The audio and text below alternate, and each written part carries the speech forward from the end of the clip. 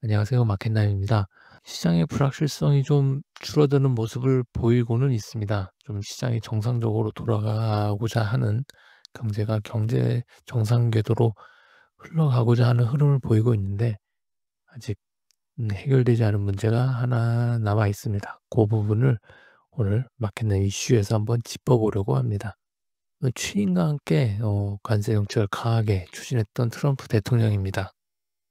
하지만 금융시장의 반란, 채권의 자경단들이 반란을 일으켰고 또 예상외로 중국 시진핑이 강력한 좀 저항을 했습니다. 1기 때하고는 좀 다른 모습이었죠.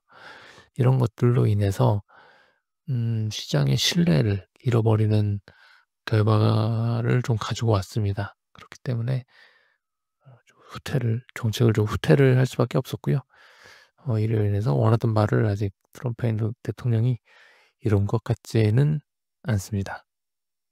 지금 현재는 이제 베센트 미국 재무장관이 좀 전면에 나서서 이러한 수습을 하고 있는 상황인데요. 그렇다면 일단은 후퇴를 하긴 했습니다. 후퇴를 하긴 했는데 그러면 이걸로 끝인 걸까요? 2022년 코로나 팬데믹 당시에 미국 상점 상황이었습니다. 바로 3년 전의 일인데요. 어떻게 기억이 나실는지 모르겠네요. 물건 사는 것도 힘들었죠, 당시에는. 우리나라도 쉽지 않았지만 미국은 더욱더 심했던 상황입니다. 물건이 없었어요. 중국이 셧다운을 하면서 그로 인해서 아무런 물건들이 수입이 되지 않으면서 재고가 낮아짐에 따라 재고가 전부 다 소진됨에 따라 상점의 물건을 찾는 것이 매우 어려웠던 상황이었습니다. 그때가 기억이 나시는지 모르겠네요. 그런데 재고 부족으로 인한 인플레이션이 재현될 조짐이 보이고 있습니다. 이러한 재고 부족을 걱정하는 이유 크게 세 가지로 볼 수 있는데 첫 번째는 물류에서의 이상 조짐입니다. 물류는 이런 실물 경기에서의 변화를 가장 먼저 캐치할 수 있는 영역이라고 저는 생각을 합니다. 그런데 이런 물류에서 운임이 저희가 살펴볼 수 있는 건 운임이죠. 운임하고 처리양 뭐 이런 것들 이런 것들일 텐데 첫 번째로 일단 운임이 큰 폭으로 하락을 했어요. 2025년 3월 달 들어오면서 운임이 하락을 해서 쭉 옆으로 기는 모습을 보입니다. 한 5,000불 정도 하던 운임이 지금은 반도 안 돼요. 2,300불 수준으로 지금 내려왔습니다. 50% 이상의 하락이죠, 운임이. 결국 중국에서 미국으로 보내는 물건이 없다라는 겁니다. 이렇게 운임이 싸져도 아무도 보내지는 않아요. 이런 부분이 일단 첫 번째로 나타나는 이상 징후입니다. 반대로 미국에서 그 중국으로 가는 운임은 어땠냐? 이건 큰 변화 없어요. 어차피 미국에서 중국으로 가는 게 큰 어떤 수출 물량이 많았다라고 보기는 어렵기 때문에 그러한 변화는 이렇게 드라마틱하게 나타나진 않습니다.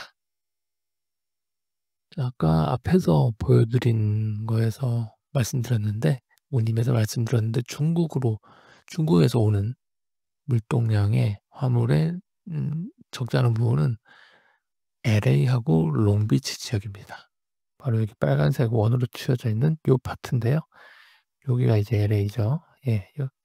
그래서 길이 여기 다 컨테이너선이에요. 컨테이너선이 주로 가시는 길을 보시면 쭉 중국 이쪽에서 여기 선전일 거고요. 이쪽 상하이 이쪽인데 여기서 이제 한국, 일본에서 출발하는 컨테이너선 쥐거와 둥근 있게 이렇게 돌아갑니다.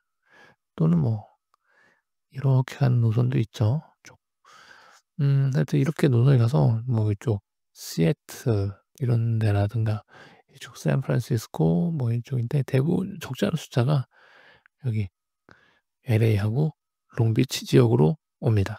여기 항구를 좀 살펴보면 좀 상황을 좀 알 수 있죠. 이 차트는 미국의 주요 항구에서 처리하는 화물량의 컨테이너량의 어떤 추이입니다. 그런데 여기 노란 선이 있죠? 이 노란 선 그래프가 LA고요. 요 갈색 선이 롱비치입니다. 롱비치고요. 노란 선이 LA, 갈색 선이 롱비치. 이렇게 돼 있을 때 요 항구의 컨테이너 처리 물량이에요.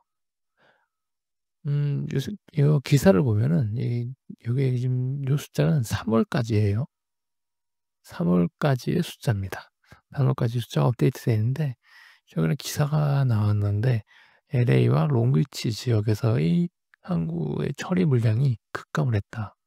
YOY 기준 30에서 40% 정도 감소를 했다라는 얘기입니다. 그래서 여기서 요 차트를 보면 2024년 4월 수준, 네, 대략 요 수준 되겠네요. 요때가 대략 4월이 될 텐데 이때에서부터 YOY 기준 요때도 비교해서 40% 정도 30-40% 줄었다. 그러면은 얼마나 되냐? 일단 보수적으로 30% 적용을 한번 해 볼게요. LA가 2024년 77만 톤의 77만 개의 어떤 컨테이너를 처리를 했습니다. 보시면 근데 그런 요거를 30% 적용하면 46만으로 나와요. 그러면 그 숫자가 대략 여기쯤입니다. 요쯤이 어디가 되겠어요. 자, 롱비치는 75만인데 30% 마이너스 30% 적용을 하면 52만 요 정도 수준이 돼요. 자, 그러면 지난 3월하고 대비했을 때 얼마나 빠지냐? 역시 40, 35% 요런 급감된 수치가 나옵니다. 옆으로 쭉 넓혀서 비교하시면 어땠죠? 2023년 1월 쭉 코로나 때문에 물동량이 적었던 그 시절하고 비슷한 수준까지 떨어졌습니다. 이제 팬데믹하고 비교해야 할 수준으로 떨어진 상황이에요. 재고 부족을 걱정하는 세 번째 이유는 과거보다 이 소매 업체들의 소매 재고 유지를 하는 경향이 낮아요. 경향이 낮습니다.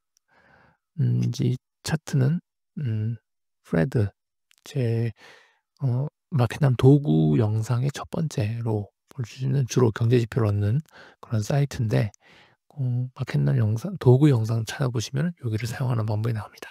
한번 참고해 주시고요. 이 프레드에서 갖고 온 인벤토리 투 세일즈 레이쇼, 그러니까 재고 판매 비율이죠. 재고와 판매의 비율입니다. 요게 2000 코로나 전에는 요 레인지가 아니었어요. 코로나 전에는 이보다 한참 높은 레인지, 거의 2배 가까운 레인지였습니다. 근데 이 레인지가 일단 이렇게 뚝 떨어졌죠. 그런데 이 떨어진 상황에서도 최근에는 쭉 좀 내려갔다가 거기서 유지되고 있는 상황입니다. 이 비율이 떨어진 첫 번째 이유는 이제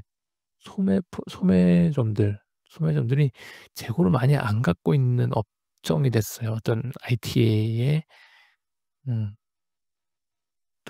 어떤 발전, 그리고 이제 물류 체계의 고도화, 이런 것들로 인해서 소매점에서 자체적으로 막 재고를 막 쌓아놓지 않습니다. 그런 리스크를 지지 않아요. 근데 요 숫자, 지금 여기 1.31이라고 이번에 나와 있는데 이 숫자는 뭐냐? 1.3이라는 숫자는 이 IT 발전, 물류 체계의 어떤 고도화 요런 걸로 인해서 소매 업체가 재고를 한 달 1.3 개월 정도 커버할 수 있는 물량만을 가지고 있다라는 겁니다. 이 숫자는 그런 의미예요.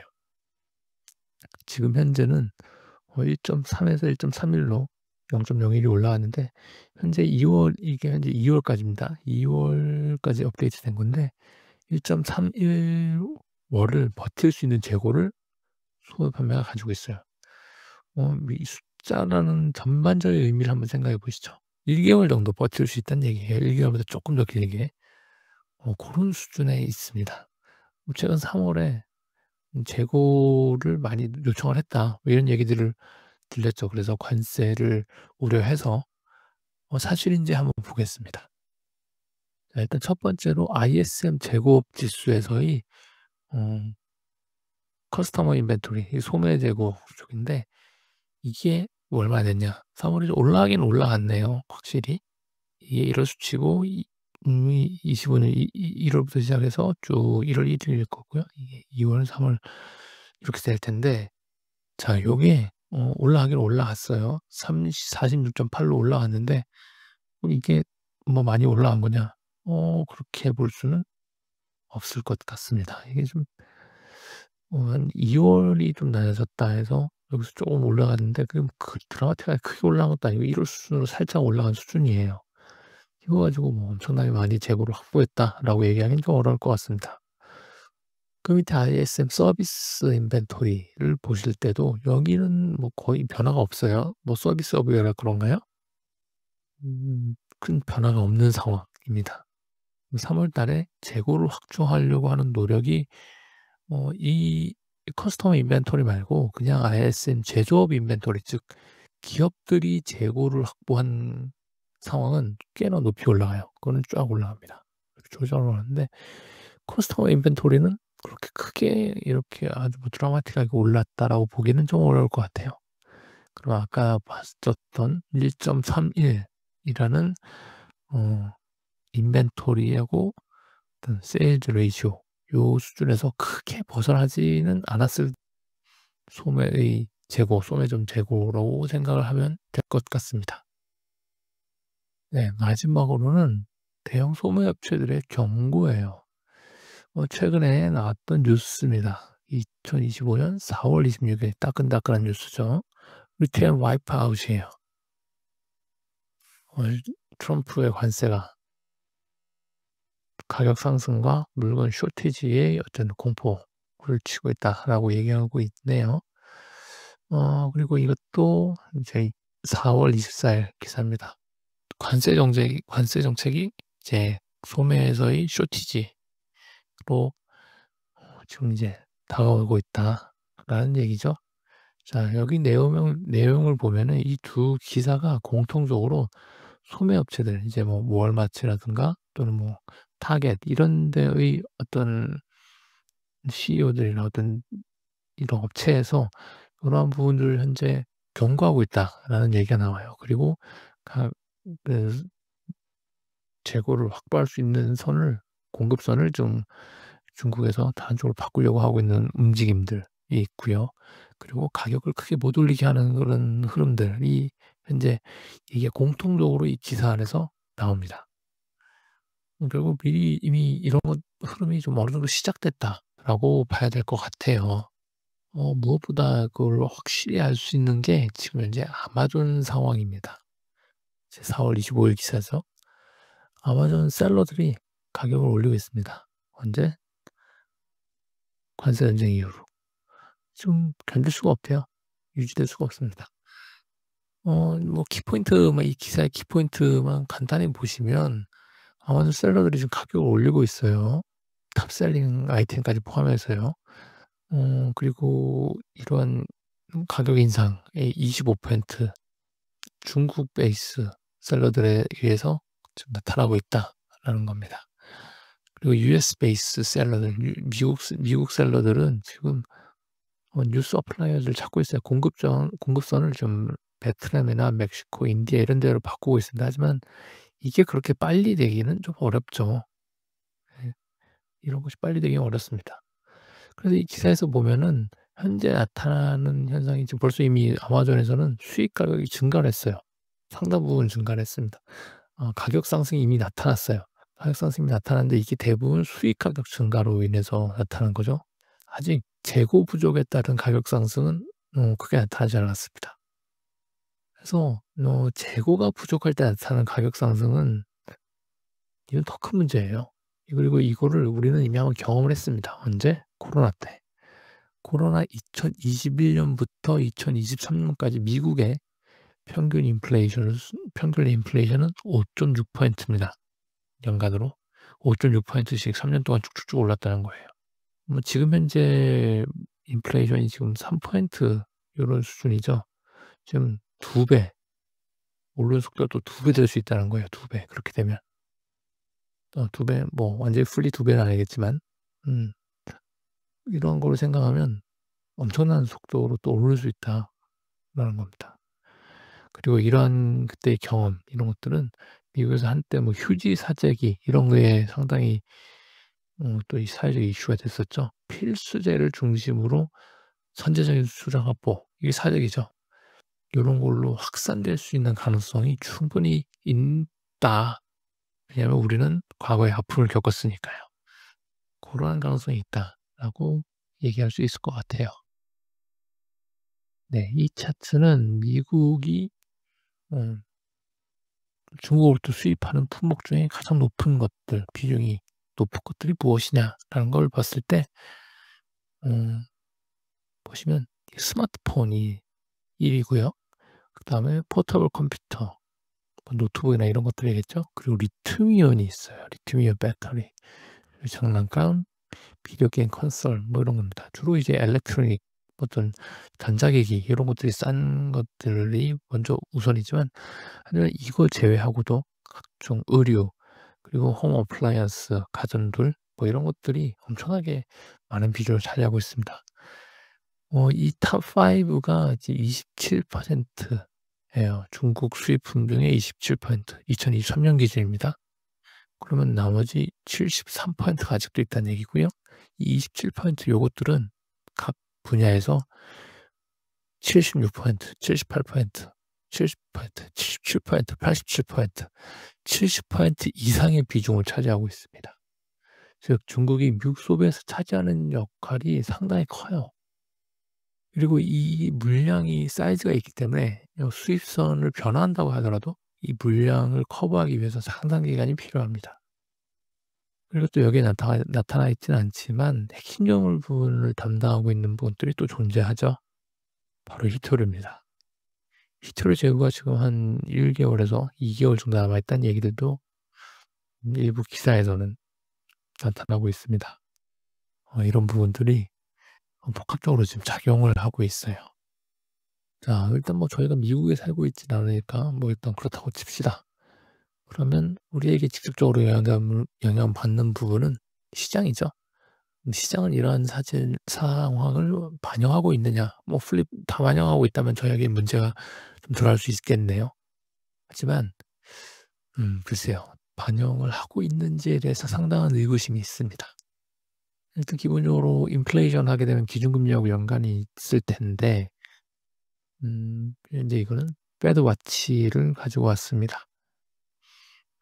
2025년 12월 즉 연말 기준에 연말에 기준금리가 어디 가 있을 것이냐라는 거죠. 현재 기준금리가 4.25, 4.5 레인지에 있는 거고요. 지금 여기서 여기까지 하나, 둘, 셋, 넷. 자, 0.25%씩 4회 기준금리 인하 가능성을 현재는 가장 높게 보고 있습니다.